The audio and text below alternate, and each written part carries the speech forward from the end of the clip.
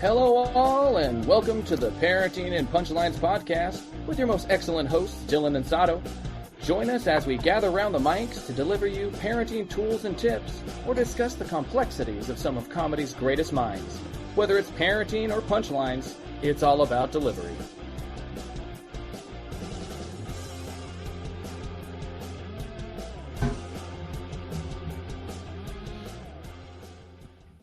Hola. What is up? Not a whole lot. Just close that out. Okay. We are good. Good. Tonight we are going to talk about mental health, how to achieve it, how to maintain it, and how to circumvent crazy moments. What do you think? Well, off the top of your head, what's something that you noticed causes you stress? Do you have any triggers that you know of? That's part of the problem. I'm learning them. So it's been for me a long process, and I don't know how to explain it. I basically would just drink. I like drinking. And that would kind of mask things and whatever. At night, it's not like I'm waking up cracking a beer, but like usually I'm having a drink past 7:30 after the kids go down, and it's not like I'm 3 months not drinking, but in the 3 months, typically I would have drank 2.5 months of the 3 months, but now it's like more like 1 week out of so I pick my times to drink, just not at home anymore. What I'm getting with this is then it forces you to work shit out and figure out what the fuck's going on. So, the booze is like what's the word? It's like a cover up. Crutch? Or no, I don't know. Just like, a numbing agent, if you will. Oh, I got you. Aphrodisiac, an anesthetic. Yeah. Anesthetic. Well, as long as it doesn't become a problem, buddy. No. Watch that. No, I know what you're saying. I can't. It's terrible that you say it's alcohol. Well, moderation. Here's the truth. I would have had one beer, but I don't even have beer in my fridge because I ran out and I just never bought any more. So actually, there's one Bud Light Lime in there, and I'm like, nah. Why do you have that? Somebody brought it over for a party like a year ago, and it's still there. No, that's yeah.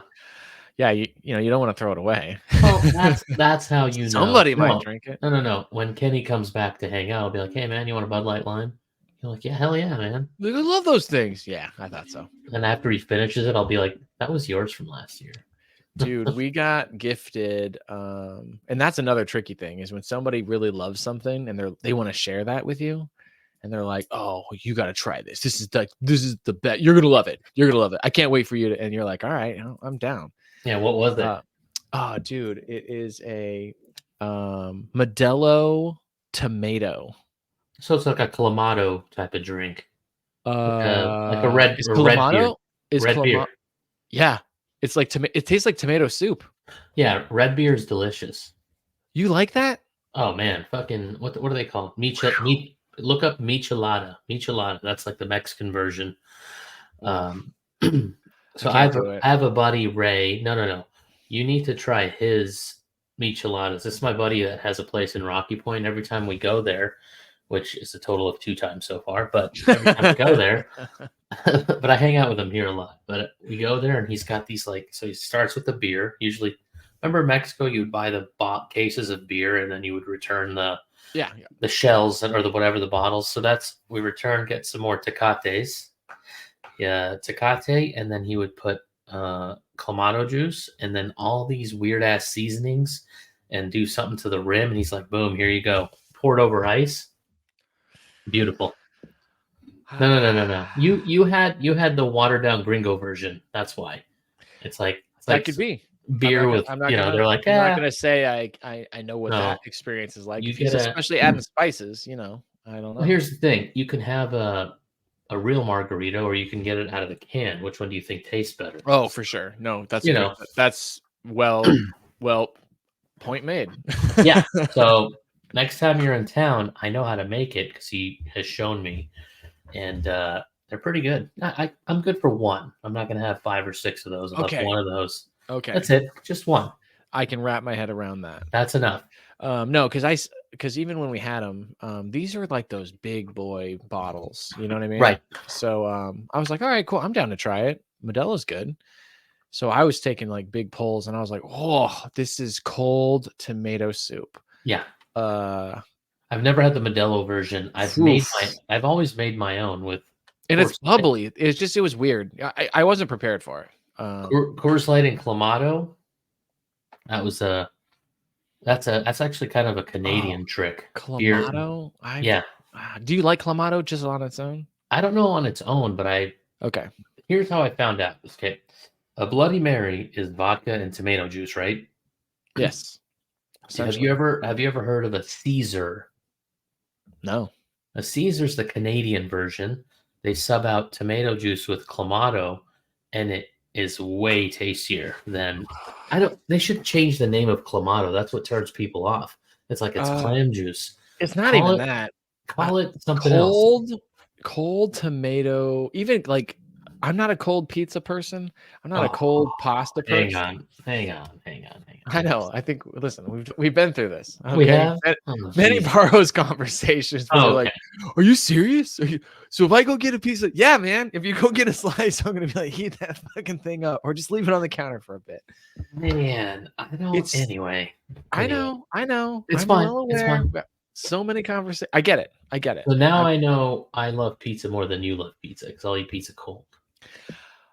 You know what? I did cold pizza in Italy. It felt different. It tasted different. Normal. Well, Italian. That's how they serve it. Like, right.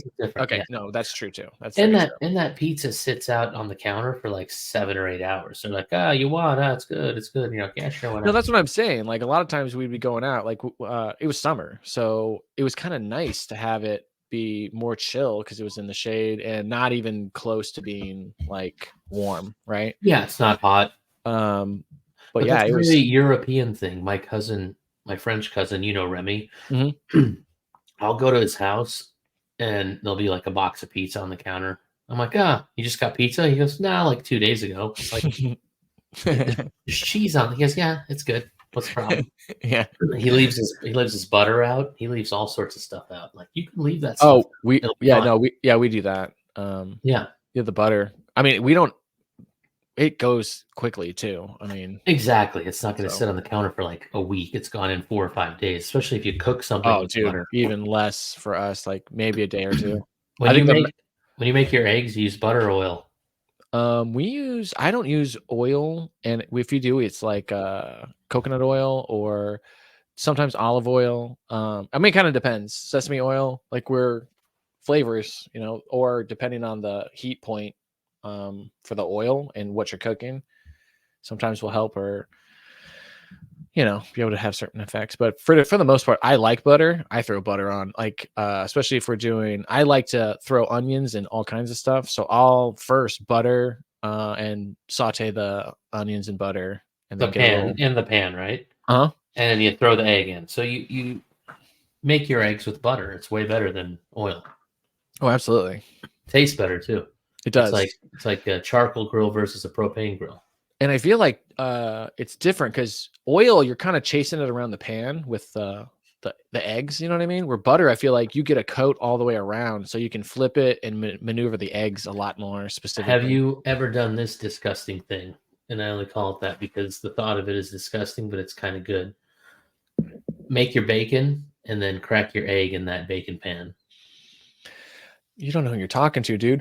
I save the bacon fat when it's still hot, like when you're done. Oh, totally. And then I have these two specific strainers. One is a little bit bigger than the other. I layer them in, and then I pour those through into a measuring cup.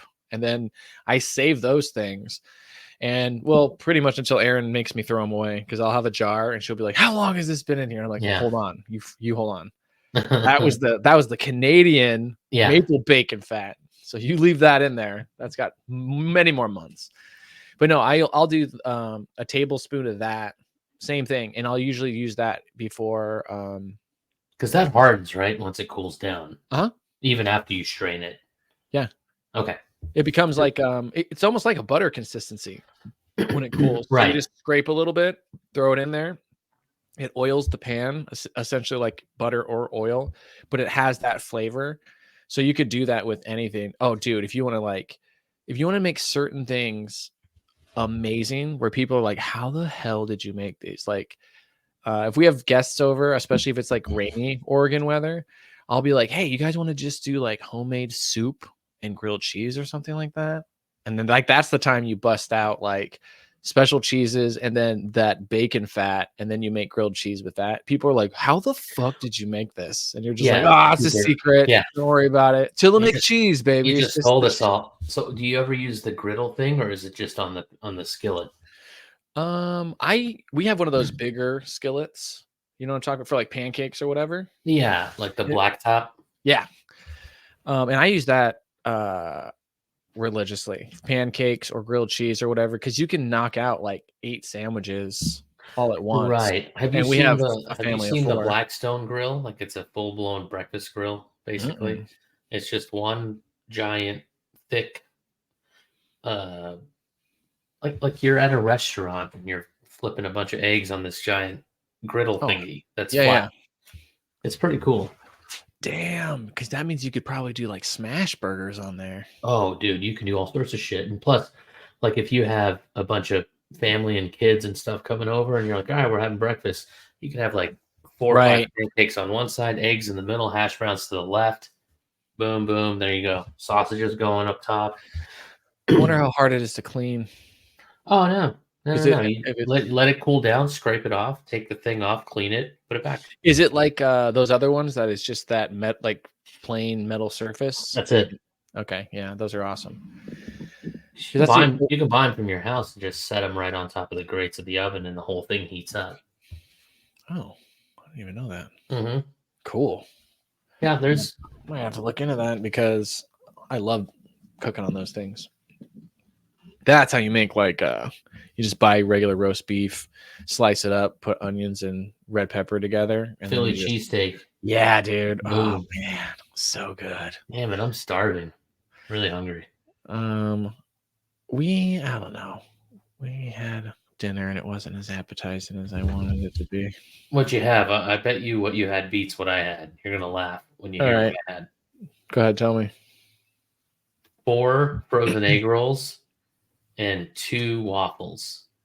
Yeah, but you were trying to like throw it in a jam, right? Yeah, I was like, I got to eat something, man, before I go on. There you go. Well, that was it. So just real quick. You don't have fruit? You don't have like a go-to snack like that you always have on hand? We're the worst. We have young kids, so I'm always eating goldfish and pretzels with peanut butter inside of them. And oh, dude, I just cruise by the fruit. Fruit like, obsessed. Oh, dude, we do. I like it. Bananas, apples, oranges, pears, strawberries, grapes. That's like those are the big ones. Yeah, I love fruit, but it's a lot of work. You know what I mean? What? Are you got to wash it. You got to cut it. You got to take the seeds out. It's my! Bananas, dude. Yeah, but a banana. Peel them and eat them. Slice them up, put them on cereal or an oatmeal. Banana's like number 5 or 6 on the top fruit list. I think my top fruit would probably have to be frozen grapes. Wait, frozen grapes? Oh man, try it out. It's a game changer. I promise. Freeze. You choose them like so they're like ice cubes. They're not though. They're not though. They don't. Something in them doesn't freeze all the way, so you can still bite into them and not hurt your teeth, and it's totally fine. Okay. It is. The texture is fantastic. So wash it. Never even thought of that. Crazy. Wash the grapes really well. Let them dry. Throw them in the freezer in a bowl. Come back the next night. Boom. Delicious. I'm writing this down. I'm telling you.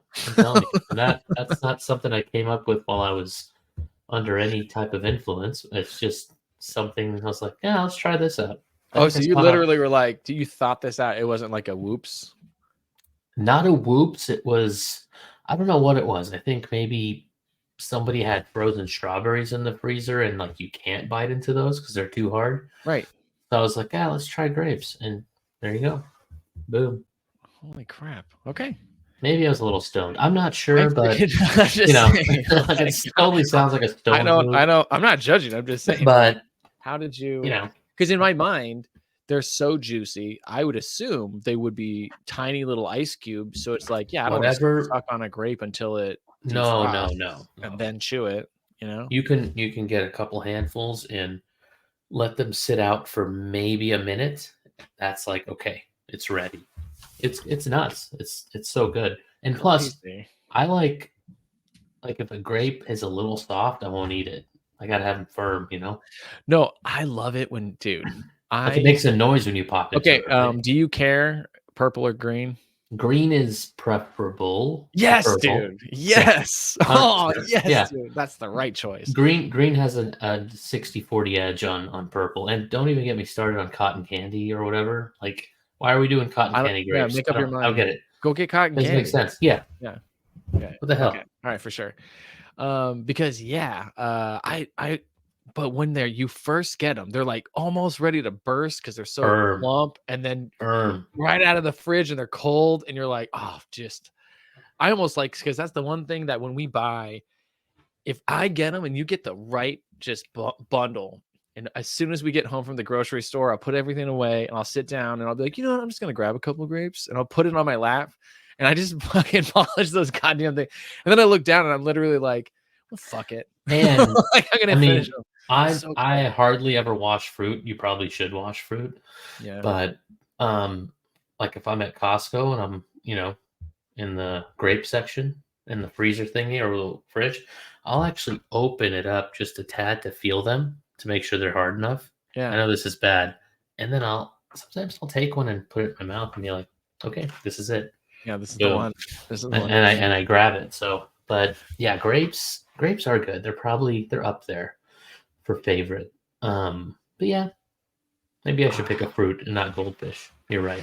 Well, no. Well, all I'm saying is, right there, I think you got your replacement, dude. Just like goldfish, you can grab a little handful, you can throw them in your mouth, you can put a bushel or whatever in the freezer for later. But man, here's the issue. You call my wife and say, stop buying the shit you've been buying. Because, listen, it's easier just to blame her. She does the grocery shopping, so. You should blame her. That's true. But let's go listen. She goes to the store Yeah. and she comes home with garbage. I don't know what happens. Yeah, like why are we trying these new chips? These are just it's bad for you. Yeah. That's your taking the whole bag down. The amount of crap food out there that's delicious is mind-boggling. I'm getting tired of it. I've been trying my best to find those things that I'm like, okay, like kind of like that. What we just did, great. Like the things that I'm like, okay, what is the most healthy? Not the most healthy, but like what's a healthier version of what I'm trying to do? Lesser evil or whatever the thing is. Right. And the thing I noticed that makes me just feel better is taking like especially like fruit snacks. You know what I'm talking about? Like just actual fruit. Everything you got to do it with purpose and intention. And if you just forget about all that, you just will do anything. You'll put anything in your mouth because you got to think about it. So I've gotten a lot better. Trust me, it used to be real bad. Ice cream, we get the those popsicles from Costco. It comes in like a fucking bag this big, and there's you can eat like 6 of them, no big deal. 40 calories a piece. You're like, it's not. You start doing quick math, and you're like, 6 or 240. Jesus Christ, that's like 400 calories. Okay, no, I should probably not have 10 of them. Okay. There's 240 calories in like 3 chips, so I think I'm doing all right. Yeah, it's all fake sugar and delicious, but yeah, so that shit's been cut out. Like, so it's down to like nuts or sunflower seeds or something. There you go. I've got that oral. I used to be a smoker, so pistachios, dude. I'm more of a cashew guy, to be honest. I can do cashews, but they're expensive, so you can't really, Oh, dude, it's like insane. A bag this big. Isn't it crazy sometimes when you see certain things, you're like, Jesus Christ, like such a small can. Yeah, you're like, that's a small can, man. Right. Yeah. That's why peanuts or whatever, the cheapest ones. I like peanuts, but I do. Roasted. If you get honey roasted, different story. And So the good. guy with the eye monocle thing, planters, or Oh, whatever. planters. Yeah, yeah. Yeah. Mhm.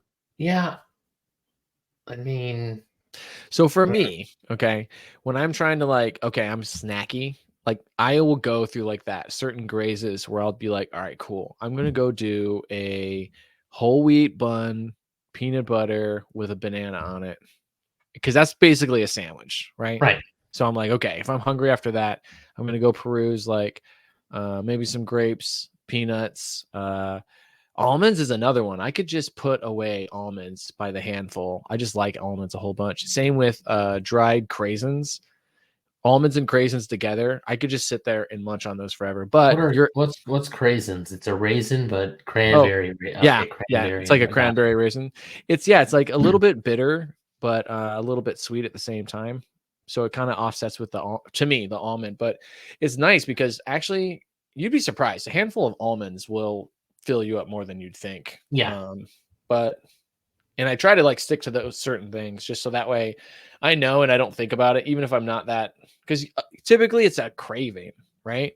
You're just trying to like meet that Yeah. hunger. It's met with boredom, or you're just like, I'm sitting on the. So I did a little experiment where I went to my room at 8 o'clock and like either read or did something work related away from the fridge. I didn't eat any food. So if you're in the same room as the fridge, then sometimes for me that's like, oh, it's right there. Oh, Cool. you look, You and see you're gonna the fridge. find, yeah, you're You gonna see the find fridge. the sweets in there or the thing that's not. Go to the cabinet. We have Mhm. one cabinet full of all of our junk. So, but yeah, getting better. Cutting the late night snacking out. So, but anyway, That's that big old U-turn back to mental health, because we were talking about that, and everything we just talked about probably has something to do with mental health, stress eating, right. all that stuff. So I definitely have that. So you eat. That's how you deal with your emotions, by eating, and some have it worse than others. It's also interesting because stuff like that can also trigger other leading things to start off your next day. Like, because sometimes for me, I'll gorge on certain things that I love. Like, if we do, sometimes I'll do a crock pot and I'll slow cook like a whole side of beef, basically. Okay. And it falls apart and it's delicious and it's amazing. And it's been cooking for like 10 hours. Yeah, you can't stop once Oh, you dude, start. I'm talking like have a sandwich and some stuff, and then I'll just straight up be over there, standing over and just eating. Daddy, straight what's beef. for dinner? What's Oh my for dinner? God, dude, just eating beef. I don't know. And McDonald's. then that night, I won't be able to sleep because it's just way too much. Just way too heavy. Oh yeah, absolutely. So yeah, good thing you brought that up. Like now that we're a little older, I feel like your body's like, hey man, stop doing that shit. Like, and you're listening to it more To a whole different degree. Because before he'd be like, oh, I got a little indigestion. Yeah, you push right? through it. It's Yeah, fine. yeah, exactly. Have a little gas. Maybe your bowel movement the next morning would be not the funnest. Maybe older you get, the more you value comfort. Yes, absolutely. No, yes. I value sleep. I value quiet. I value being alone. Even animals, like I don't need to occupy and entertain every minute of the day. Now imagine being hungover, not slept well, horrible diet, and then have to do a day the next day. You're just like, why did I do any of that last night? So right. That's special occasion shit now. And then that day, how committed are you going to be to your mental health routine or your diet, mainly? Your diet? Oh, absolutely. Not mainly, but your commitments to anything throughout that day, because everything you're going to exactly. So actually, on that point, do you have a set routine, or is there any certain routines that you have set in place where you're like, I have to do this or I can't function? Yeah, and typically it's morning and evening, and in between anything goes. But I wake up 90 minutes before I have to be anywhere, have coffee, hang out, get the kids ready, watch some news, whatever. So that's my routine. 90 minutes home, and then I go, and whatever happens out there happens out there. And then at night, 8 o'clock, routine is chill. That's it. And everything else in between is kind of whatever. What about you? I'm an early riser, so I typically will wake up around, I'd say 6 to 6:30, maybe even 5:30 sometimes. If I'm getting a regular like go to sleep early and get my routine in, then When do you go to bed? early. like 9? If I'm having my 3-time a week workout, then I'm asleep by probably between 8 and 9. So you can Earliest. wake up early and do your workout. Oh, not even. I can't. It's not that I like pass out. If I'm just like, for instance, we'll be like done with dinner, the kids are showered and brushed teeth, and they're just on the couch watching TV or whatever, and they'll be like, "Can I watch this show? It's my turn." I'm like, "All right, cool." And then Oli will pick whatever. That's it. That's what I remember. I remember us getting on the couch. I remember her being like, "I want to watch this," and I'm like, "All right, cool. What's this one about?" And then I will just like wake up, and it's like midnight, and I'm like, "Oh." So they let you sleep and they go up and go to their bed. No, Aaron has in the past tried to wake me. What I usually do is I just be like, yeah. And I just turn and I'm like, huh? Yeah, I'm coming. I'm coming. I'm coming right now. Being your just go right back to sleep. Being your roommate for a year or two, I can relate. Waking your ass up was like, this is fucking shit gotta be going down around you. Like, dude, we are gonna die. Let's go. Yeah, like, no, I'm good. You're like, no, I'm fine. I'll be all right. No, I've slept through concerts even where it was just getting. I was just like, yeah, I am. We've been waiting, man. I don't know what else to do. Tired. I cheered as long as I could. It's getting late. I had a couple drinks, and I feel cozy and warm. Isn't it nice? I'm just gonna look. This is grass. This is totally normal. Wake me when it gets really interesting. Outdoor venue. Take a nap. Oh, dude, the best. Especially like crisp night air where you're like, I could just hammock. I'm just like, does anybody have a hammock? No? Okay. All right. But so yeah, I typically wake up around early.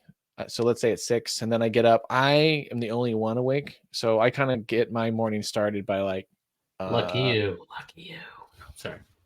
Oh no, I mean I like that. I like during that the week alone time, man. Ooh, sounds fabulous. Well, the earlier you get up, the more. I mean, I just started doing that because I was trying to get my workouts in the morning, and that just never happens. But I did like that quiet because I'll go and I start my breakfast. I'll shower, shave, whatever I need to do, or just start kind of getting the day started, like dishes or picking up stuff, prepping things. And you're not loud enough to wake people in the house? No, because I kind of have a set routine. Like I do oatmeal every single morning. My breakfast is the same. Like it's one type of steel cut oatmeal, or I'll just add, like I said, a banana or cinnamon or a couple chocolate chips or a hand of walnuts, whatever. It's basically oatmeal though, or eggs, or a combination of the two, but anything out of that. So I've just learned how to, do that. Set the kettle. It doesn't like whistle. It's electric, so it gets it just goes off when it clicks off. So a lot of times I just go click, click, click, turn everything on, turn on the coffee, turn on the water, fill up the bowl with the oatmeal, get that ready, start doing dishes. Did you tell me you quit coffee, or was that somebody else? No, I have coffee. You did quit coffee? No, I have coffee. Okay. Yeah. Somebody recently told me they quit coffee, and I thought it was you, but no, Aaron tried this mushroom stuff for a while, but right. I just never sampled it. Like I said, sometimes in the morning I'm on autopilot, so I don't really think about it. Did she like the mushroom one? I think so. Yeah, I've been meaning to try that too. I've just heard that it's similar. You just are less jittery, and you don't feel like the come down effects, like the sour stomach, or sometimes it triggers people to have like headaches if you don't have have coffee at certain times or whatever. This is absolutely nuts because I think I consume a lot of coffee and I never have these side effects. Like I don't, or withdrawals. Do you have them? I never had withdrawals. I do have, but I also have limit. I've always, like, you guys would go to Starbucks, and I never really partook on coffee until like way later, just because, Right. I mean, I already had enough energy. But for me, like, even I can't do too much like in the PM. I can do a good, cup or two in the morning, and then I'm good. But I notice, like, if I have like try to have like a cup or two in the afternoon, I just can't do it. Like, Like, can you not sleep that night? I get heartburn, Oh. like acid indigestion. Even while I'm drinking it, I'm kind of like, God dang, my heart is like, I don't feel energetic. I feel just heart palpitation type thing. Yeah. But in the morning, it's totally different. Yeah, everyone I don't reacts know to why. it differently. Like, I can drink a cup of coffee at 8 p.m. and be asleep by 9:30. That's the kind of person, or that's the kind of relationship I have with coffee, because I don't know, maybe they gave it to us when we were babies. We didn't know it or something. But Yeah, you've had our little Armenian coffees, right? Those are packed full of yeah, no, it's a lot of caffeine. different. Yes. And that's what the funny thing about, same thing with, have you ever had a Vietnamese coffee? Mm-mm. Yeah, it's holy crap. We went to this one place that has this really good, it's similar to like a boba, but it's a little different. And they gave us this cup. It's like, it looks like a teeny tiny little milkshake, like a joke, right? So it's like, here you go. And I was just like, Yeah. That's what it. is this? Like, Yeah. I'm not gonna That's finish all this. that's all you got. And I was like, oh, I Yeah. felt it in, I could like, when I gulped it, I felt in the back of my brain like this little like tingle where I was like, oh dude, I'm awake. I am awake. Whoa. No shit.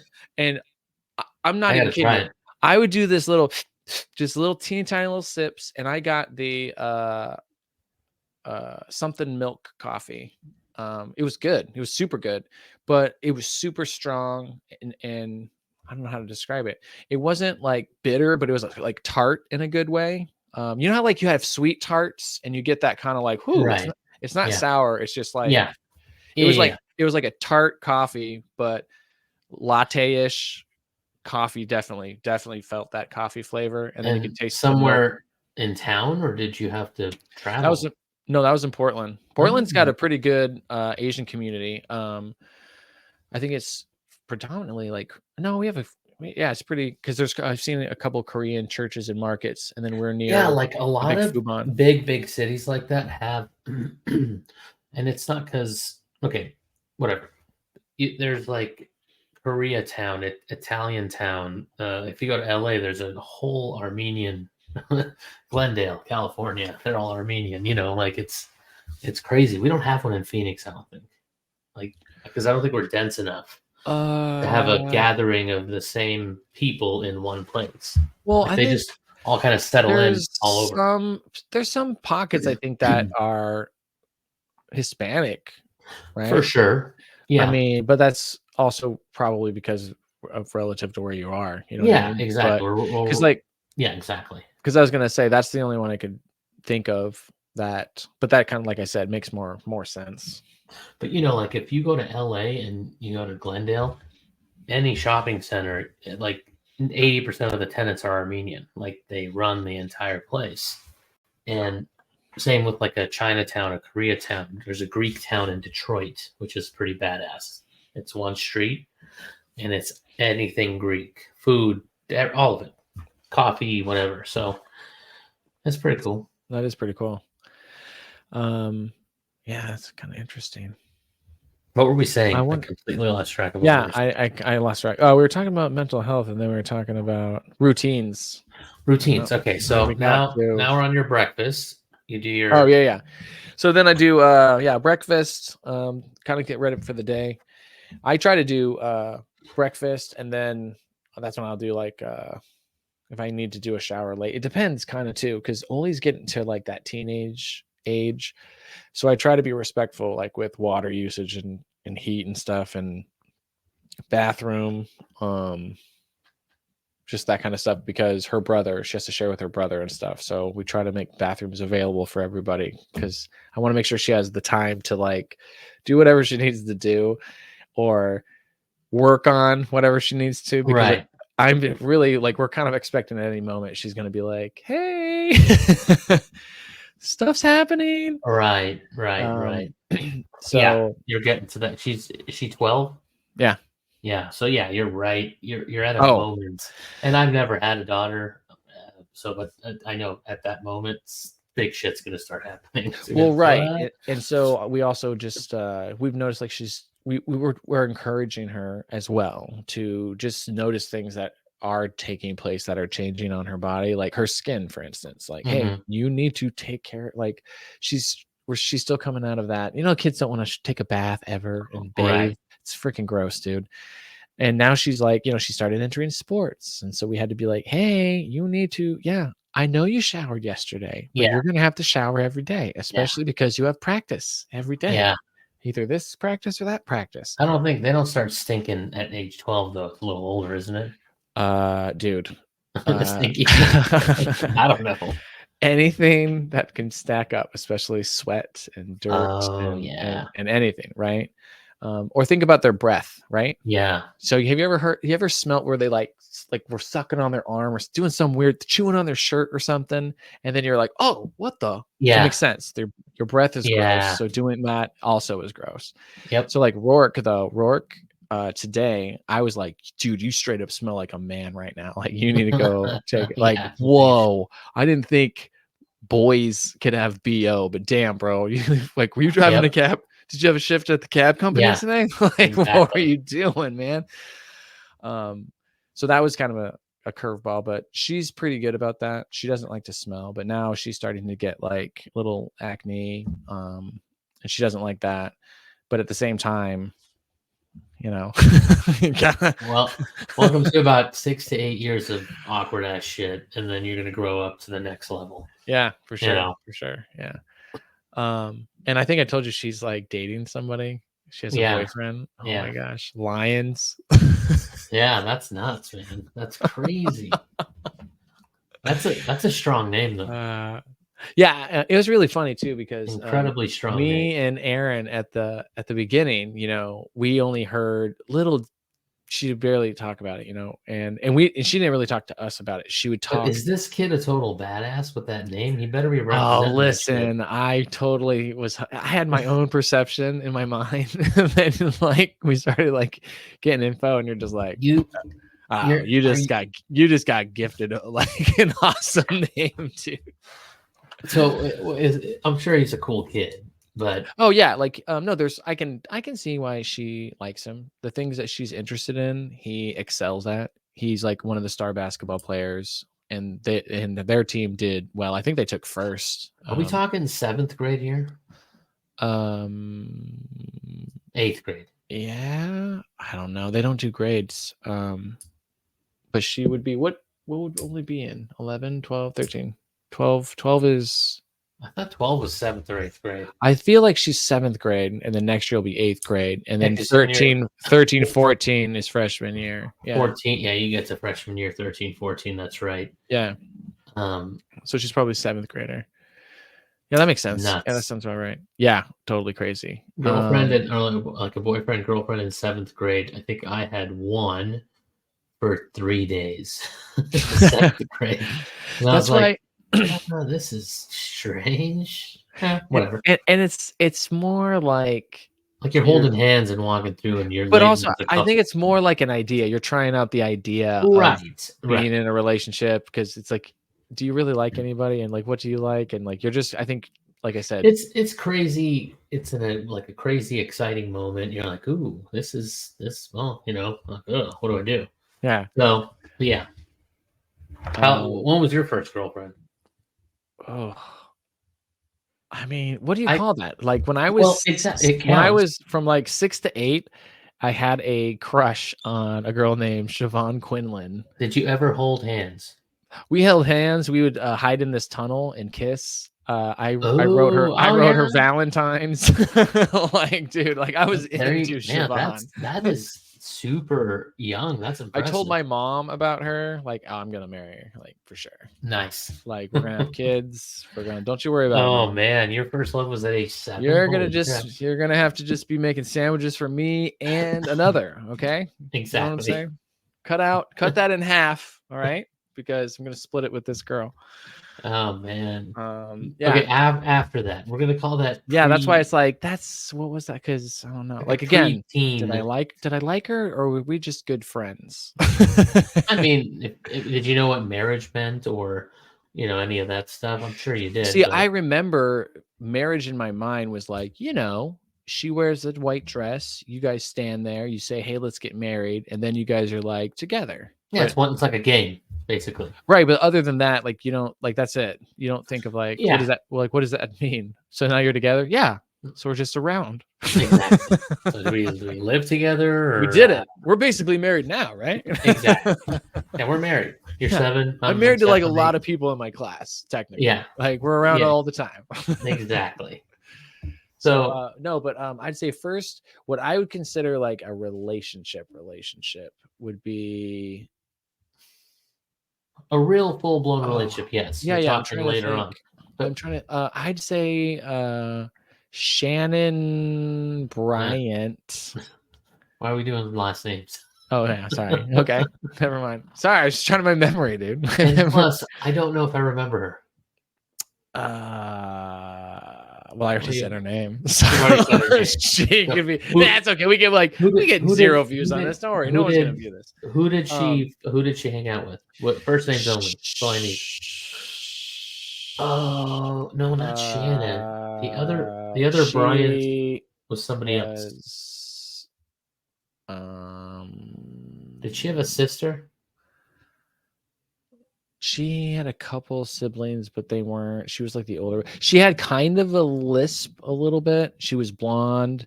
She very much had features I enjoy. I know which ones you enjoy. Well, I got you. Yeah, but no, she was really cool.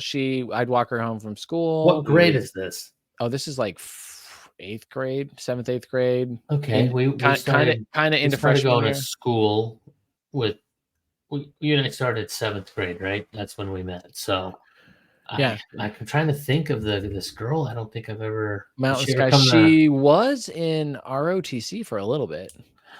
Now it's coming back to me.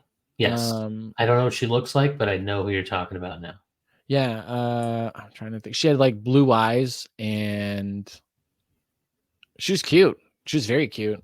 Anyways, yeah, like that was I think the first one, because in my mind, like, I cared for her in a way that I was hoping she always was doing good type thing. You know what I mean? Not like worried about her, but I'd be like, I hope she did really good on her tests. I hope right.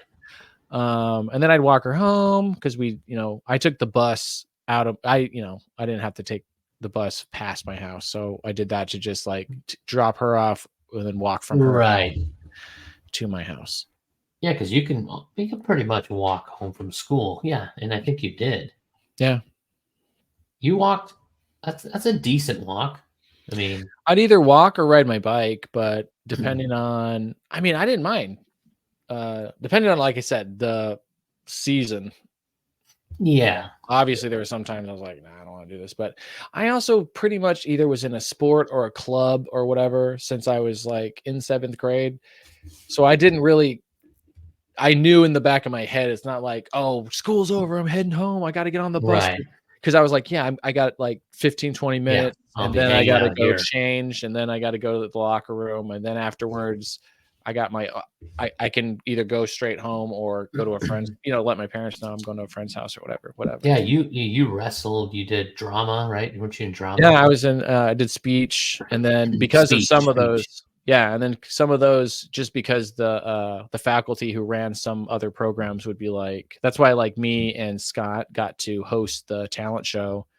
They just pulled certain people from, I think, debate, speech, and some other thing, and they're just like, hey, can you guys, host and come up with what to say in between, and just all these little bits and skits and stuff. And we were like, yeah, okay. And so we just wrote it and did it and stuff. Didn't you guys do like a Hans and Franz bit? Yeah. So like basically, Not you guys, you guys were dressed up in muscle stuff, and then you were. Am I just making this up? no, we didn't dress up, but like everybody who did like whatever they did, we kind of did a terrible mock Right. version of it. And so some of the people coming out doing certain bits, and that was the whole bit behind it, is we were like, oh, we'll come out, we're going to make fun of it kind of, but we're going to be terrible out of it. Right. So when you guys come out, you'll look good. So same thing with, I think it was Paris and George or something, or George. Yeah, George. Yeah. They came out and they did a rap. So I came out and I freestyled, but with a different version of like Mary Had a Little Lamb. Yeah. But same thing. Like I came out, and actually that was kind of funny because people were like, like doing the rhymes with me, and I was like, okay, cool. Did you get booed? But did you like plan these segments out, or were they on the fly? 50-50. The first time me and Scott went through it, we wrote them out. And then we're in high school, so we lost all that. Right. We were just like, I don't even remember what happened with that because we were just writing it all down. We're having to go back and forth, and then we were supposed to submit it. So the can't even remember who was in charge of it, could look over it, and then we were like, oh. So then last minute, because they're like, oh my god, you guys gotta have this in, we kind of sketched out what we were going to do, but we didn't have all the details like we did before. So some of them we knew because we were like, this will be so funny, so we like really practiced it to write it out. And other ones we were like talking it out, and we're like, that'll be easy, we wrote it down, that's the hard part. So there was some bit of prep then before. Yeah. And I don't remember. Was I at that thing? I have no idea. That was the one where I wore these. I had a broken fucking arm, first of all, so that changed some of our skits. So that would have been right after we went to Purgatory, Colorado for the trip.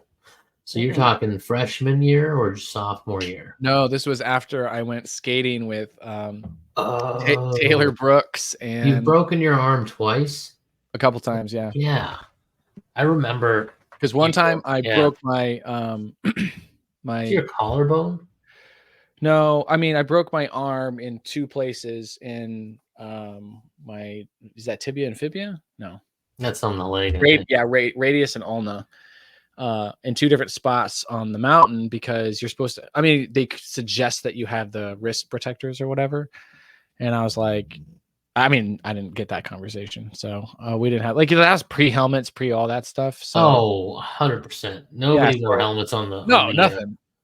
On the, what do you call it? The slopes. Mm-hmm. Everyone wears helmets now. No, I know. Yeah, I don't think that's an option. It's smart. To not wear a helmet. So it's smart. That's interesting. It's like, I think you ride your bike probably as fast as you're skiing, but you wear a bike helmet. So, we grew up in the age of none of that. So it's helmets even now. Cool I have to looking now. That's the thing. That's true. Like the snowboarders' helmets are like full on Darth Vader fucking masks. Those I don't know. I'm just saying even bike helmets have come a long way. You remember the styrofoam golf ball? Yeah. Like a mushroom top. Of course, nobody wanted to wear them. You're like, now they're like totally sleek and whatever. Yeah. Same with like any riding helmet too. Like some of them. Oh, dude, especially I was looking at helmets just the other day. There's a really, really sweet dirt bike helmet where the mask, the way it clips on and off, it's almost like it's so cool. Like Darth Vader, it comes out and up, and you can like, yeah, sweet. But yes. So anyway, real quick recap on your question about the book. So I've completely fallen off on reading. Okay. I've been busy as can be with work. Mm-hmm. So it's our season, as they say. So I apologize, but we'll get back on the. No worries. I was just the reading, checking in. No, yeah. I told you guys before, I kind of hate reading, but I'm gonna have to. Hey, don't forget, it's a good one to start with. I know, and get back in there because I still love reading. Love it.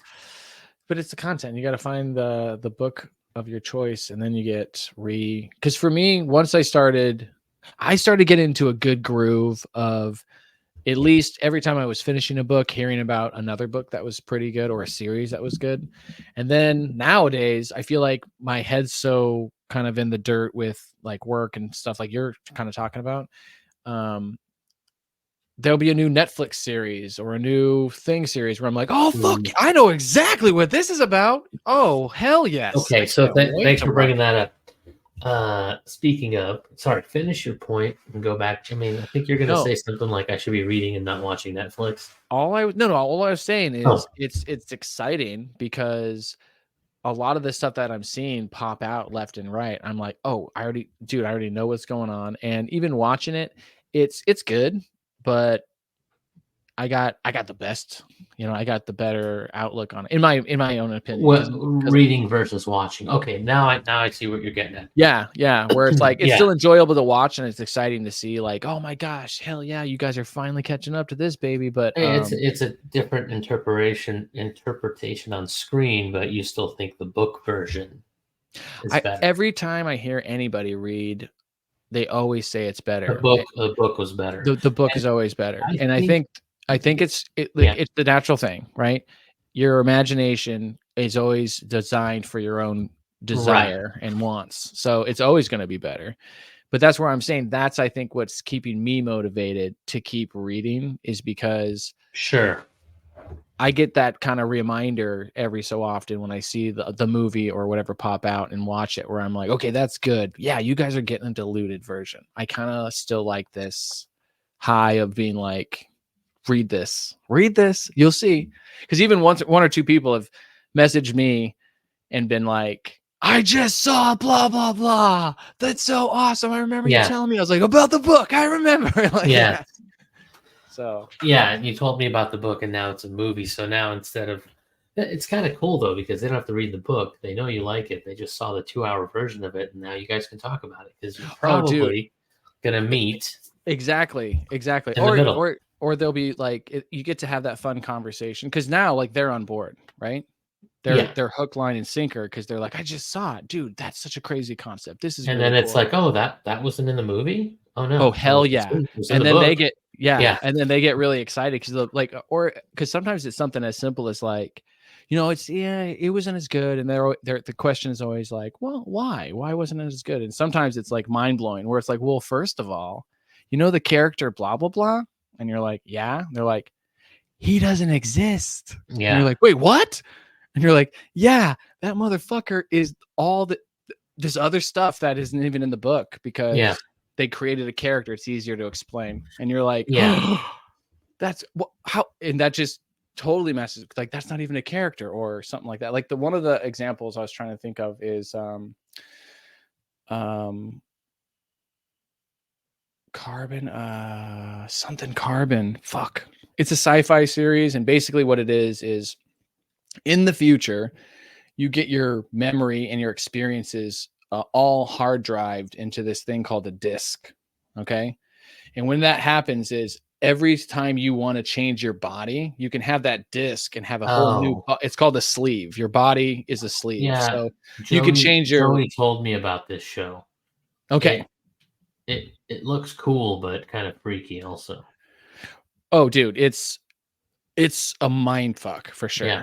Because it's a detective story. It's basically this super billion trillionaire rich, almost immortal guy because he has money and he can just, keep making bodies. And exactly. And the amount of money you have, it's the quality of the body and all that stuff. Exactly, because you get hardwired in things like really good sight and sound and reflexes and strength. Or if you don't have enough money, you end up with a 65-year-old man's body or some shit. Exactly. Right? Exactly. I like this concept of movie because it makes it extremely relatable, but on like a different fucking level.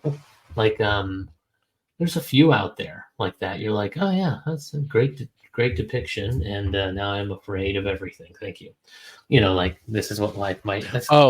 Black Mirror, futuristic, or Black Mirror. Black Mirror, wonderful and terrible. I can't watch that show. I've only seen one. Most of them, it makes me want to just get rid of every piece of technology I have immediately. They make you paranoid. As the one I saw was the guy was entered into some video game. I don't know. It was creepy to say the least, but But yeah, that kind of stuff. But so what I was gonna say when you said Netflix was all the comedy they've been dumping on there. I don't know if you've noticed, but we just watched Dave Letterman and John Mulaney. What are your thoughts? Speaking of mental health, Okay. John fucking Mulaney, dude, that guy's story is insane. Do you know the story? Did you see his last stand up called Baby J, where he goes through his intervention, Yeah. rehab, Uh-huh. all of it? Like, Yeah. Yeah. Especially, I Jesus. went and rewatched the clip he mentions in that stand-up special, because he talks about the people are like, hey, was there a pivotal moment when you felt like, okay, this is kind of this is a good sign that I need help? He was like, yes, I was in the middle of an interview and they started asking me about these questions and I start just talking about this and it makes no fucking sense. And Yeah. I sound like I felt like a crazy person. I remember feeling like a crazy person, and I watched it back and I was like, oh dude, you need help. Like, you're obviously on drugs. Like, Yeah. no one's hiding it anymore. He told Letterman, you should watch it. It's actually pretty good. That his routine, this guy's routine was like a Xanny bar, an Adderall, this, like, so he can keep this going, so he could stay awake and work, so he can do all of it. On top of that, he drank. But anyway, he's been sober for 2.5 years, and that, if you know, that's a crazy story. From, he could have just died. He could just overdose and die. He's also been battling addiction like that. Like, if you listen to John Mulaney specifically, his comedy, he talks about even in high school being like a blackout Oh yeah, totally. partier constantly. Mm-hmm. And some of the stories are like, people told me that these Right. things happen, and they're really funny and stuff. But at the same time, you can obviously hear the like tragedy in it, where it's like, yeah, most of those things are lucky, like close calls with death. Like even the one where did you hear where he drinks the perfume? Is that in that Baby J one? No, it's in one of his earlier ones where he says like they're just talking about telling him about things he did, where he's like, supposedly he went to a party, there was a big giant glass of Yeah, one of those fancy glasses with a fancy cap. Yeah, because he's got like a handful of specials. He does one every 2 or 3 years. Like no, he's good. I like him. He's funny. Yeah, he is. He's a top 5 comedian of mine, to be honest with you. Oh, and he's a great writer too. Like, SNL for 5 years. He wrote for SNL forever. Yep. And he has a podcast, by the way. He also does like a lot of writing for like, what was that show? There's a couple animated shows that he writes for and does voices for and stuff. Big Mouth. Big Mouth, yeah. Well, him and Nick Kroll have been buddies since the beginning. I could see that. They went to the same college. Nick Kroll was a little older. Oh, okay. And then he was introduced to like Mike Birbiglia, a couple of other people, like big names, and then they just all are buddies. And like Mike Birbiglia? He goes, I knew what it was like to make it as a comic. He hadn't yet, but he saw Mike Birbiglia like playing shows, making $300 a set. Well, when you start, you make $10-20 a set. So to him, that was like, oh shit, he's made it. He made it. He's doing it. Comedy's the hardest thing in the world, but him and Dave together, they kind of share their upbringing. And Mulaney's only like 35, so this kid's done a lot of shit in such a short. Like, most comedians don't start breaking through till they're 35. This guy's already on top of the world. But that's an amazing thing, is a lot of those guys who have that amazing, like, how are you doing this so young? They start young. Like Eddie Murphy started in the club. He was like under 18. But so a lot of these like amazing people, Chris Rock, I think, was the same way. Like, you start hearing of these things where you're like, oh, and then it kind of dawns on you where it's like, imagine if you started anything that early, right? Baseball.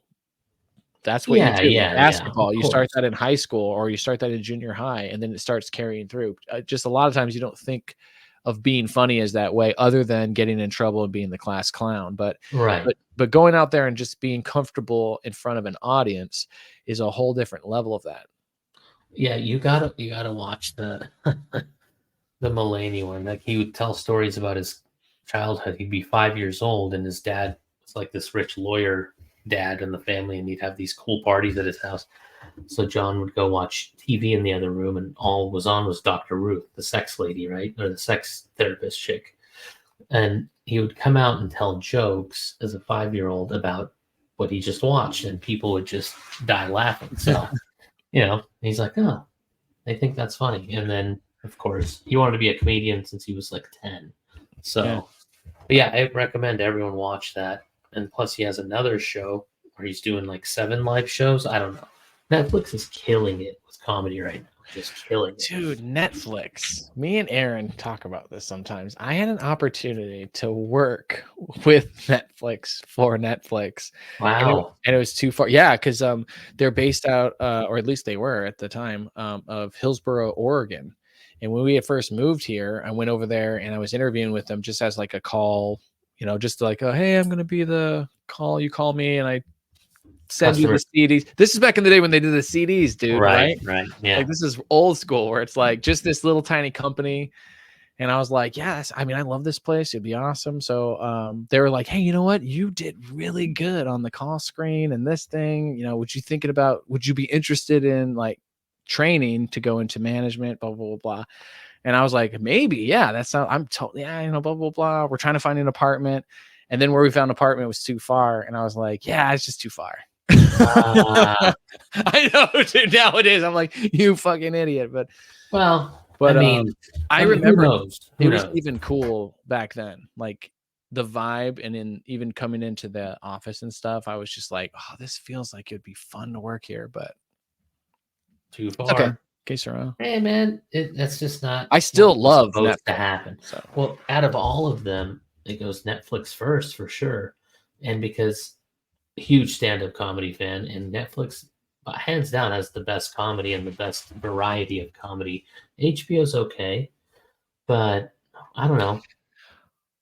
Does Netflix have requirements or restrictions? Because maybe that's why comedians started flocking to them, because they were willing to invest in a comedian and not worry about you know what I mean? Like getting their money back or getting their money's worth because the content might be vulgar or this or that. I think Netflix is basically following HBO. HBO's been around for a long time. HBO would always do HBO special with Eddie Murphy or whatever. So they're kind of taking that idea, but now they're giving it to more people. I bet you the comedians either pay Netflix or they don't make as much as you think they do. They still make a good amount of money, but I don't know, especially the smaller ones. It's probably, I mean, I don't know how it's now, but it probably has something to do with plays, views, streaming, and all that stuff. Yeah, on your other platforms, like, hey, how popular is this guy? Like, there's one kid that's super popular, and I still don't know if I like him, and I forgot his name. He's like this young, ripped 24-year-old blonde kid. Matt Rife. Matt Rife. Yeah. I don't get it. I think he's kind of he's, in my mind, he is just a kind of like an attractive. Okay, to me, he is kind of like a gimmicky type dude. He would be the I'm a white dude who sounds black but fuckboy style. Is to me like his genre, and he has the same he has a little bit of like a accent when he talks, right? Like New York or something. Oh my god, not even like just his mannerisms, his accent points on his language is very black community, American black community. Not to talk shit about the dude, but I watched like. Oh no, not at all. I think he says a lot of funny stuff. Yeah, he did. To me, he's like the Getter Done, the Larry the Cable Guy. Oh yeah. To me, it's the same thing. Like like even that guy. If you see his early comedy, he's not like trailer trash type thing. Like his gimmick was that like I'm gonna become this hilarious, lovable. I forget his real name. Yeah, Larry the Cable Guy was like he'd get on a radio show and do that Larry the Cable Guy bit essentially, and then people liked it and he brought it into his comedy. And then he created the character Larry the Cable Guy. Who is your favorite out of the four? Ron White, Bill Engvall, Jeff Foxworthy, or Larry the Cable Guy? I was first introduced to Jeff Foxworthy. a friend of my parents had a boat, and they would go out on the boat, and as kids we'd come and just be like, wow, wow, and whenever they would do like fishing or whatever, he'd put on Jeff Foxworthy. You might be a redneck. You might be a redneck. And I remember listening to that even as a kid, just laughing, because some of those things you do remember as a child, because they weren't exactly our generation, but they were our parents. So yeah, you still, especially if you went to your grandparents' house, you'd be like, oh my God, the TV they're talking about. I do remember that, Exactly. So, but Bill Engvall, I only had heard it, known him when that little special came out with all of them. The tour, yeah. That was the first I'd even. Well, that's Jeff Foxworthy bringing everybody on. It was up to him, and what a crazy selection. I mean, Ron White's like a super, like, I don't know, just way different than the other three. They're all different from each other. Yeah, it's surprising that he's on that ticket, unless them just being friends. But see, I'd known Ron White before, and same thing, his style. But yeah, like his style doesn't seem to fit. He seems almost like. He's like the bad boy, country boy kind of fucking character in this whole thing. He almost reminds me. Yeah, he reminds me of the dude who would be wearing like the what are those big Hawaiian shirts that all those fucking rich Scottsdale dudes smoking cigars, gold watch, that whole style. And, like the sequence. Ron shiny. Paul, was it Sean? No. No. Atticus. I don't remember. He reminds me of like that whole like a UFC vibe, maybe a little bit. See, he reminds me of like this rich Republican Texan, just like you know what I mean. No, what is it? Tommy Bahama. That's the dudes who were like Tommy Bahama, the watch, the sports car, smoking a cigar. Yeah, your Jimmy Buffett's, those guys. There you go. Yeah. The Hawaiian shirts and whatnot. Mm-hmm. But no, I like Ron White a lot. Also, I think my least favorite, was actually no, I like them all equally. They were all pretty good. That specific special that they did, they brought their A game, all of them. Killed it. Like in their own right. Each one of them has like really good, funny bits. It's like a Kings of Comedy version, but the white dudes. Yeah. I mean, those. I mean, I haven't seen it in a while, but funny stuff. Yeah, I can think of just a few bits of each person's. Gosh, I don't even remember that are good. Oh no, like there's Larry the Cable Guy's got a really good whole story about going to the swap meet, and you know what I'm talking about? I don't. It's like the moles. I don't know. There's a girl completely covered in moles. Oh my god.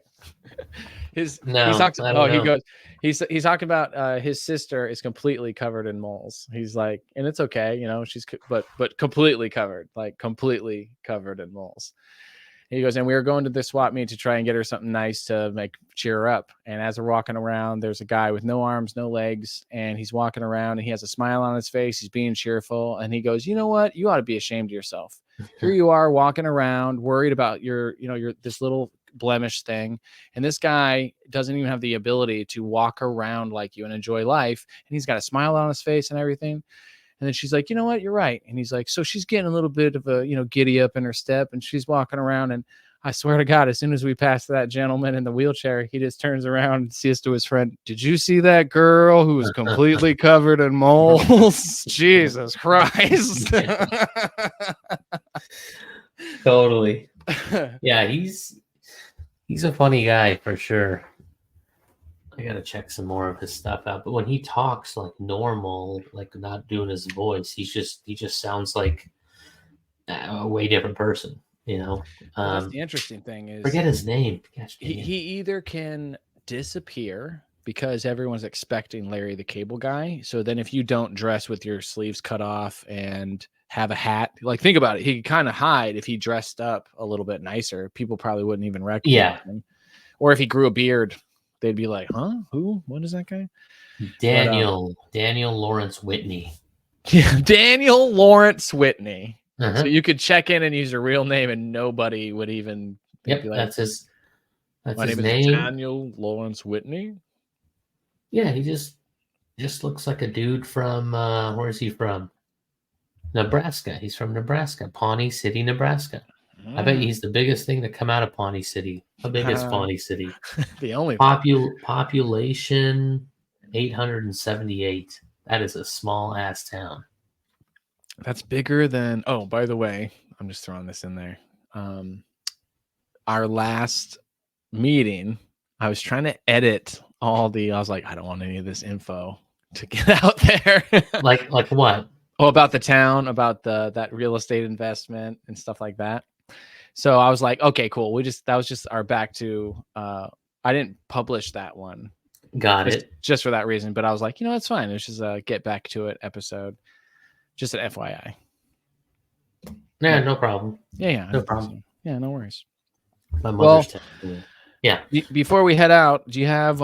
We talked about some natural, I think, remedies and tips for combating negative mental health or negative things, right? We talked about, basically having a good routine morning and night to ensure that you have rest and that you have a good stop, and routines to ensure that you have the things you need, right? Getting self-care and taking care of your needs, with food and, just getting ready for the day. But reading, even like taking care of that with like reading, having a beer and chilling out, watching movies, enjoying them, being with your partner. Like those are all things it sounds like both you and I have mentioned a few different times that obviously show that you can ease tension or have the opportunity to form and have dialogue. So sometimes for me, that's another good thing. Like sometimes I'll hold certain things because I don't want Erin to hear about it or worry about it, or I feel like I'm adding to her day. And, you know what I mean? So sometimes just having the space to have the dialogue, and she'll be like, no, I'm glad you really, you told me. And you're like, okay, cool. I was worried about, and she'll be like, no, I mean, some days, yeah, I'll let you know if I can't handle anything else. But for the most part, she's like, I want you to tell me, so then I feel good, and then I go to you, and right, I feel comfortable telling you. Yeah, good. All things I'm very aware of. So that's very important to be able to have that, especially in a relationship, marriage, whatever. Like, even a friendship, where there's two people involved, right? So can't do it on your own. Yeah. Oh, so your what was your anger test? We both took an anger test. I'll post that in the description. But you got, what did you get? 48. 48. That's pretty good, I guess. I don't know. A middle. You're right. Yeah, and you're right down the middle. Yeah. It's out of 100, right? I believe so. I'm pretty proud of myself. I got a 27. Nice. But at the same time, I also tracked 5 questionable questions. I had 5 questions that I was like, depends. This is either on the low end or on the high end. And some of them were like, someone wronged you. You know what I mean?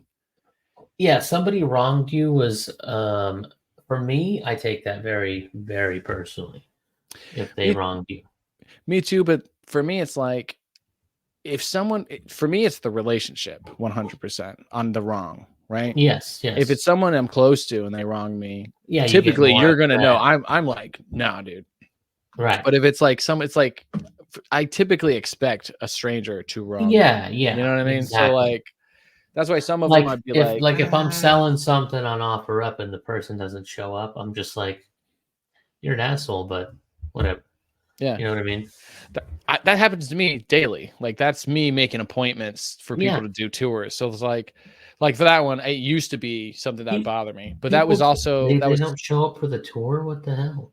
Oh, dude, you would be. Why don't people call and be like, hey, I'm sorry, I can't make it? Because we have the technology. I think in the minds of most people, you're kind of just sitting in the office waiting for people to walk through the door. When it's not, there's a lot of other things going on, and just like any other appointment, you're wasting someone's time who set it aside for you. I get this when I'm showing homes, not for purchase, more for rent. I've shown up to properties in the past, and 5 o'clock. Hey, it's 5:07. Just seeing where you're at. Nothing. I'm like, I'm gonna leave in 5 minutes. Nothing. I'm out. So now I don't know. I'm like 30 minutes before. I'm like, hey. You wanted me at the property, please respond in the next 10 minutes or I'm not showing up. That's it. There you go. Because stop wasting my time. You know, I get Before pretty you annoyed by go, that. yeah. See, same thing with us. We kind of have like you just expect that, and it comes with the territory. So for me, we started establishing certain routines that let me know ahead of time. So for instance, like that, most of the times when parents want a space, if they're serious, they're going to do what I say. If they don't do what I say, I let them know, like, oh, you have not locked in the slot. No one's going to meet you. This is not Right. confirmed. If you tell someone no before, they're the ones who will be like, what do you mean no? And you're like, I haven't received your tour Right. form. You haven't answered the questionnaire. Yep. You haven't confirmed that your child will be present or not. There's no big deal. But, and I just remind them, I was like, there's 20 people who are right behind you. Just let me know if you want me to go to the next person. Yeah. And I can take you off the list. That's no problem. And then all of a sudden they're like, wait, what? Well, let me see. What did you send? I'm like, send it to this email. I sent it a week ago. I'm just following up. Your tour is tomorrow. I just need to know if it's going to be for you, or I'm going to go and call this next person and they might be more available. So it's just, oh, okay. So, and then if they don't respond, it's a no. And if they show up, I go, oh, I'm sorry. Read your emails.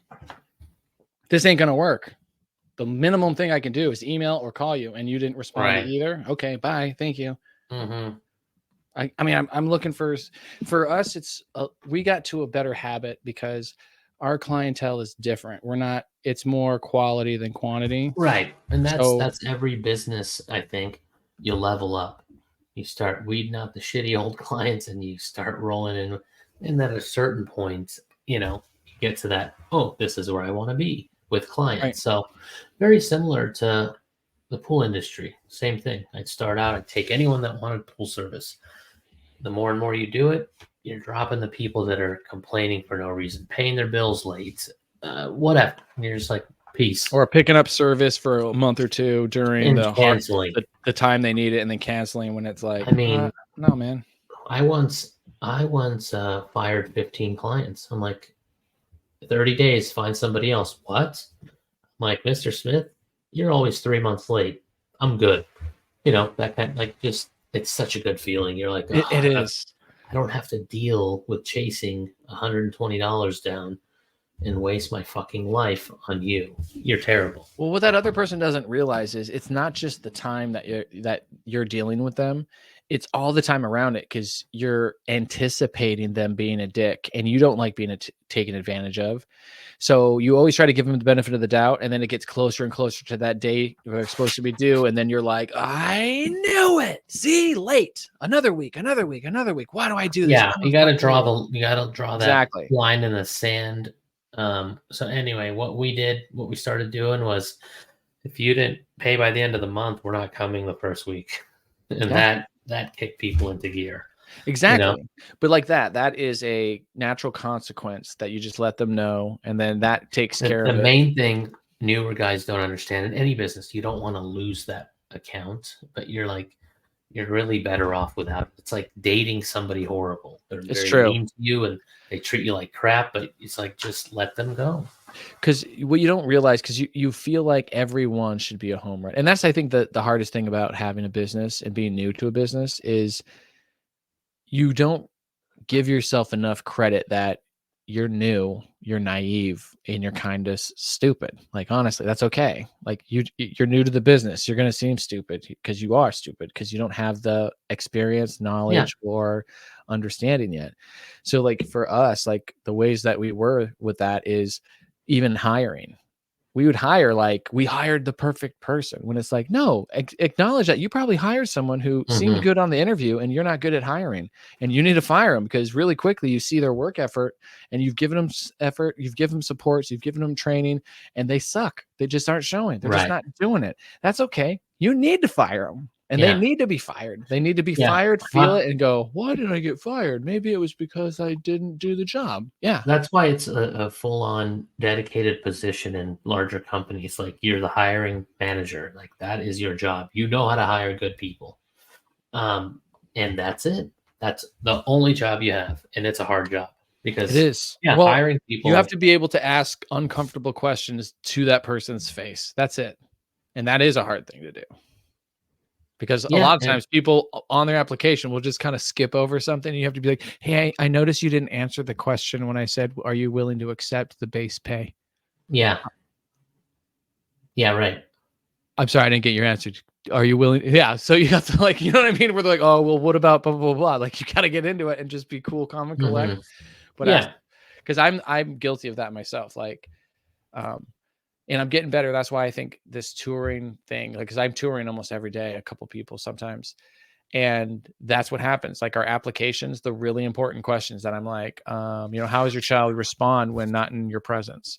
What are some self-soothing, routines or rhythms that you've taught your child other than picking them up, giving them an external reward like a toy or candy, or giving them unnecessary praise? Boom, blank. Yeah. So you have to give them a treat to have them, I don't know. What do you want me to do? Because now I'm not going to be able to hand out treats and that's going to be all on my shoulders. Right. Yeah. You got to do is take away stuff from kids to make them do what you want. Just kidding. Well, no, it's just like for us, it's just like, so it creates a different expectation because if you're creating external rewards. No, these are good interview questions for parents. Well, right. And no, we ask a whole lot of those and it's just for us to, because for us, it's this, we're trying to create a parallel. It's not fair to the child to have different, like for instance, something as simple as if your rules at home are to take off your shoes every time before you enter the house, right? Yeah. And we teach them the exact opposite. And we say, oh, you need to have shoes on at all times. It's the best structure and support for your feet. Well, that child's going to try and make everybody happy and forget sometimes and then be scolded one way or the other. And then eventually they're going to be like, you know what? Fuck shoes. You guys can't even figure it out. It's either on or off or all the time. No, and this and inside, outside. I'm done. I don't like it. So same way with academics and in the classroom. So for us, we're just trying to find the best parallels so that way the child can function the best. And that's where those uncomfortable questions come in. Like, how do you discipline your child? What does potty trained look like to you? Does your child know how to wipe themselves? Like we have, like I have to ask that because people will be like, yeah, they're pretty much potty trained. I was like, what does that mean? Can your child wipe their bottoms without getting poop on themselves, wiping it on the walls? Could they recognize the need to use, all those little things? Right. And it can get a little sticky sometimes because if parents have to say no more than a couple of times, they start to get defensive too. Where you're like, take a breath. I gotta know what kind of supports like is this teacher going to have every day? That's crazy, man. Got to go shoeless. Fuck shoes. Yeah, fuck shoes. Shoeless, as they say. Oh man, that's another good one. Let's say that was a classic. You know what? I was gonna say if we want from now on, I was thinking it might be fun too, not just to do chapters, but let's try to find a comedian that we both agree on where we're gonna say, hey, next week we're gonna do like an ode to Adam Sandler. You find one clip or you find one movie clip, or if we want to find like one track from his original albums. Oh yeah, like they're all gonna laugh at me or whatever. Yeah, they're all gonna laugh at you. Yeah, so that way independently you come up with one, I'll come up with one, we'll listen to them, reminisce, laugh, and then that way we could definitely get in a comedian each time too. There was some savage ass shit on that fucking TV. I haven't heard, like I was thinking about him the other day because one of them was the severe beating of a high school Spanish teacher. You're just like, oh yeah, oh wait, no, and it's just that, it's just like push, oh Dios mío. Yeah, biblioteca or whatever. Which has nothing to do with it. I was gonna say, you want to start with Sandler? Oh my god, I mean that whole first album. I remember I was at Joey's house, and the older brother had all these because he was a few years older, so he had some back then, parental advisory shit, and we popped the CD in and just fucking die laughing. It's me, Jimmy, and Joey. Just it's so funny. It's funny to think about how raunchy some of those are, even because there's I mean, it's the opposite of politically correct. It makes fun of everything, everyone, fat people, skinny people, all of it. You know, like what was one of the Sammy jump in front of a fucking truck? And Grandpa? Gotta respect the Yeah. comment. He's probably fucking himself. Yeah, exactly. I liked the hey man, I gotta pee. And then it was the Oh my man. Like that's What? Yeah, I know. It makes like, what are you talking about? Oh my god. I forgot about that. Yeah. And it sounds all crazy. It's like it's like a dude, water. what about my all-time favorite, I think, was the baseball player one. A baseball player. Right field or whatever. He's playing right field and the ball keeps Oh yeah, hitting. he's like, oh Lord, don't hit it to me. Yeah, He's like, please all don't right hit it to me. there. Good one. No better. No better. No better. Pick it up and throw it, you Pele or something like that. Pele. Good one. Yeah, fellas. good one. All right. Let's go. Okay. Oh, man. See? Yes. Okay. So pick one. That may have been my very first comedy CD of all time. Really? The first one I ever listened to. I mean, I was 11. Yeah. I found 12. see records. I was into thrift storing, especially At age 10?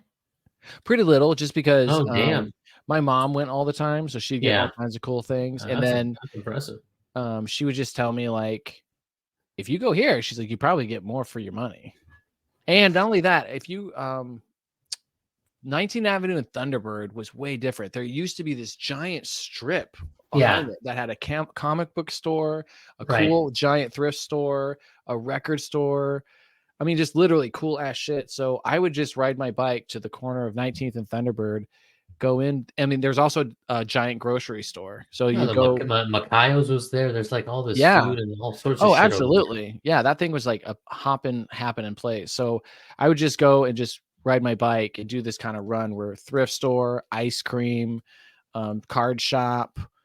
Because Isaac Kuffner lived in the area too, so he'd do the opposite. He'd go meet at the card shop, play with the card shop, go to the ice cream thing. I'd meet him there after thrifting, and then we'd go play cards or bikes or comics. The simpler times.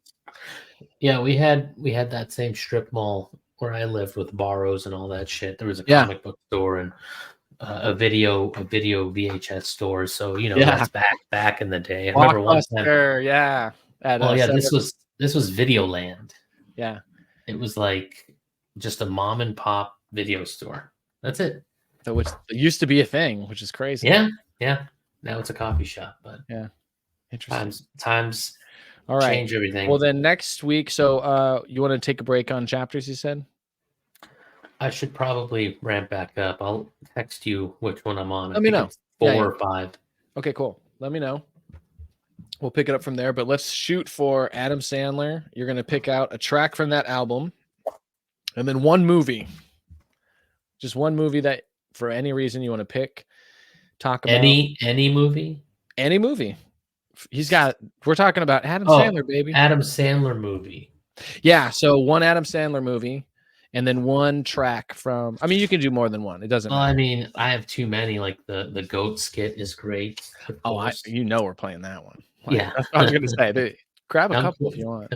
Come closer. I cannot see you. Dude, the way he said, that's what I got to say is he is a good wordsmith. Oh, man. Like he'll choose certain little phrasing that you're like, like, he's walking away going, what superimposed? Yeah. What a fucking moron, right? That just reminds me of the buffoon meets the high school dean or something. You remember that one? I don't remember that one. I bet you got really hairy balls. Oh, yeah. I'm going to take a piss in this guy's gas tank. All right. See you later. All right. They should act those out. I don't know. It might be funny, but I think it'd be awesome to see Adam Sandler and everybody on that, because that's also, you can hear it. It's like it's still I bet who was on that? Nealon's on there. Kevin Nealon and the short dude David Spade is on there. Spade, you're David right. Spade's on there. Hey buddy. Yeah. Have some bloody, buddy. Don't mind if I do, buddy. Yeah, that's totally David Spade, dude. That's I love David Spade. Love him. Yeah, he's really funny too. So we're gonna go see Natasha Leggero. Okay. Leggero. So that's our next comedian we're going to on Nice. next weekend, the 11th. Natasha. Yeah, I got to get back. I haven't been. We keep forgetting to do it on our dates. We ended up just going and having food and then trying to hook up as soon as we can. Nice. Like, honestly, that's like the second we both get kind of boozed up, like we'll be on a date, we'll have like this Ready to big plan, go. and then we'll just be like, Let's go. Yeah, fuck it. Yeah. You want to go out? I don't want to go out either. Yeah, screw this. We only It's have like that hotel for dinner, so long. comedy, and go. Yeah. But I'm thinking about I just bumped into or hung out with Louie, and I was gonna see if he wanted to start doing regularly. Just there's a club that opened up near me, and it's small, and I was like, ooh, I wonder if I could even stand up and do something. Yeah. I was thinking about just go checking that out with him regularly, and I'll keep you posted, see what that's like. Get yourself on stage. I was thinking it looks like it's one of those that if you go to a certain club and you're in like a lawn chair sitting down and the guy who's on stage is literally just standing over there, I just feel like with that, I'm like, I might as well be trying it. I mean, this doesn't feel all that different. Good place to try it out would be right there. Right. Well, because I mean, you don't feel as an audience member in that kind of setup, in my experience, it just feels like you're so close, you're in it anyways. You know what I mean? So it's like, why not give it a go? Well, let me know how it goes. Do it. See if Aaron will tape it.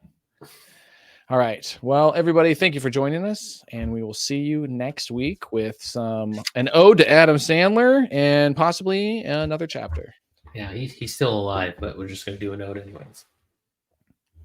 What are odes only for when they pass? I thought think ode was like a tribute. Oh, I'm thinking something else. Okay. Ode always makes me think like, all right, the person's dead. Here's an ode to that person. Oh, I don't know. Okay. All right. Who knows? I'll Google it. We'll Google it, and we'll let you know next week. Thanks and good night. Bye-bye.